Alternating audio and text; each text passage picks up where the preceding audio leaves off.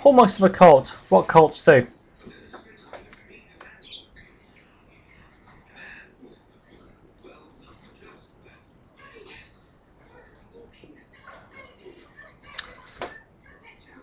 Cults and organisations with cultic and life-controlling tendencies will often make superficial issues, minor issues, very important.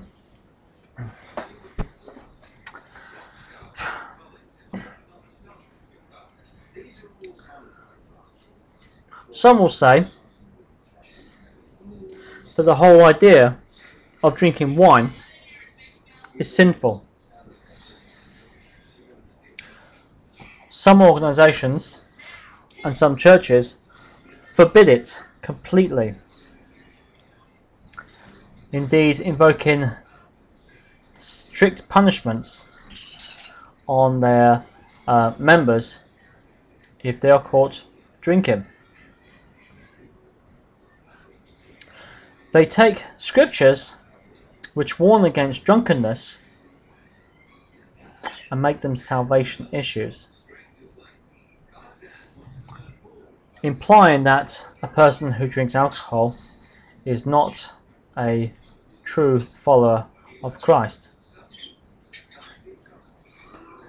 Of course, there are Christian denominations who hold strong views on alcohol.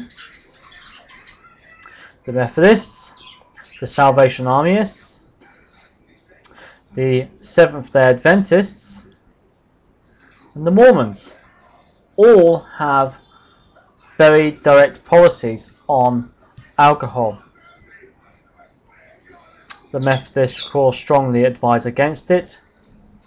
The Salvation Armyists, because William Booth worked very much in the slums, in the inner cities, saw the problems of the abuses of gin in the times it was being founded, and so has very strong views on it. The Seventh-day Adventists once again have extremely strong views. They actually forbid their members from drinking alcohol. And of course the Mormons go even further, and it's part of their doctrines of the word of wisdom, of not just alcohol, but indeed also caffeine drinks will affect your salvation. Once again, it's the work of Christ plus these things.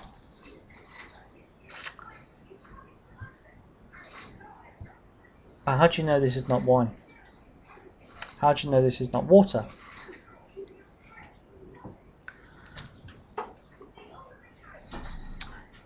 How did you feel when I held up my glass? My wine glass filled with this liquid.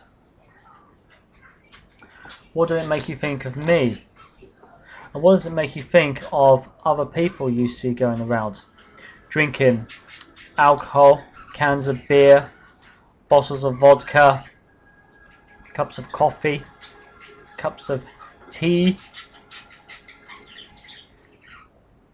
I remember seeing on Heart of the Matter, Sean McCraney read an email of a Mormon deriding him and condemning him for his behaviour and saying how he was trying to offend people. Sat there with a great big mug, I haven't actually got one to show you, great big thermal mug of coffee, and Sean said, "Hey, this is juice in my cup." It wasn't coffee. The person saw it and instantly made a decision. But that's what happens with cult groups. They have these laws and ordinances, and they don't just use them to bring their members into bondage, but also promote pride that we have this revelation, we have this truth. The Jehovah's Witnesses will make huge issues over the shape of a cross. I'm not actually wearing mine today. The idea of Jesus crucified with his arms out on a T-shaped cross is offensive to them, and they take huge lengths to try and justify the belief that Jesus was crucified on a torture stake, a single stake with his hands nailed above his head and his feet nailed beneath him. The idea of the cross being a T-shape is offensive to them, and it is a pagan symbol, and anyone who wears a cross dishonours God because it is pagan to do so. And that's a parishional issue. It's small, but trying to speak to a Jehovah's Witness and change the subject once the cross and its shape is brought up is a big problem. It takes time. Of course, the Christian church is more concerned with what happened on the cross, whether it was a T-shape or whether it was a stake. As far as Christians are concerned, that's not the issue. The issue is what Jesus Christ did. The Mormons, once again, will actually steer away from the cross, even though the Holy Bible and St. Paul said, "I preach Christ crucified." The work, as far as the Mormons are concerned, took place in Gethsemane on what we call Maundy Thursday, the night before the execution of Jesus Christ. And that is where the atonement took place as far as they're concerned. Once again, they are appalled, and they hold the cross as a symbol abhorrent to them and to everything Mormonism stands for. Switching as much as they can the emphasis once again away from Christ's death on the cross to that of Gethsemane, when his sweats fell as if great drops of blood. But these small issues are actually very, very, very major to cult members. Christian churches can often take little things and take them to extremes.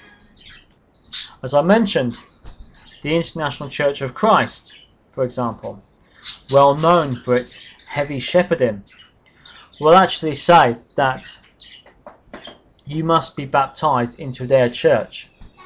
If you have been previously been baptized by the Methodists or the Anglicans, if you join their church, you must be baptized by them, because only then is it valid. So obviously it's a salvation issue. Oneness Pentecostalism also, according to a recent broadcast I saw in a debate by Dr. Walter Martin, emphasised the fact that they were not going to consider anyone else in any other church as Christian, as their brothers in Christ, because they were not members of their church and they were not baptized by one of their people. So these are cultic behaviours, parishional issues of which take the place of Christ being crucified and Christ's sacrifice being sufficient for salvation. Of course, many churches have their own individual differences, and they are parishional issues. They're nothing majorly important, but of course sometimes dig at someone's conscience. But when it is used as a device to divide Christian believers, and when it's used as a device to bring Christian believers into bondage to that organisation, that is a cultic tendency, and that is something that does need to be worked out. That indeed is the mark of a cult.